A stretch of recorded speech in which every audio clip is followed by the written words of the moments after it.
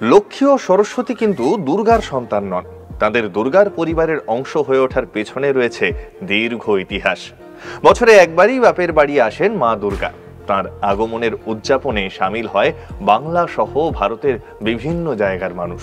তবে বাংলার বাইরে ভারতের সর্বত্র তিনি একা পূজিতা হলেও বঙ্গে পা রাখেন 4 সন্তান সহ। কিন্তু সত্যিই কি সঙ্গে থাকা 4 জন তাঁরই সন্তান? সে নিয়ে নানান মুনির নানা মত রয়েছে। শাস্ত্র বলছে লক্ষ্মী সরস্বতী স্বতন্ত্র দেবী। বাংলাতে তাদের পার্বতীর সন্তান হিসেবে কল্পনা করা হলেও আদতে তারা তা নয়। এই পরিবর্তন মূলত কালের নিয়মে হয়েছে। একাধিক পৌরাণিক সাহিত্যে বলা হয়েছে দেবী লক্ষ্মী আসলে নারায়ণের স্ত্রী।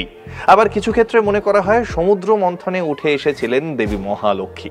তার হাতেই ছিল অমৃতের কলস। অন্যদিকে আবার দেবী সরস্বতীর সঙ্গে যোগ করা হয় বাস্তব ঘটনাকে। সরস্বতী নদী অববাহিকায় যে বসতি গড়ে উঠেছিল, সেখানের বাসিন্দাদের কল্পনায় জ্ঞান ও বিদ্যার প্রতীক হয়ে উঠলেন দেবী সরস্বতী। মধ্যযুগে বাংলার মঙ্গল কাব্যে তাঁরা জুড়ে গেলেন দেবী দুর্গার সঙ্গে। আর সাধারণ মানুষ তাদের কল্পনা করল দেবীর আত্মজা রূপে। শারদ প্রাতে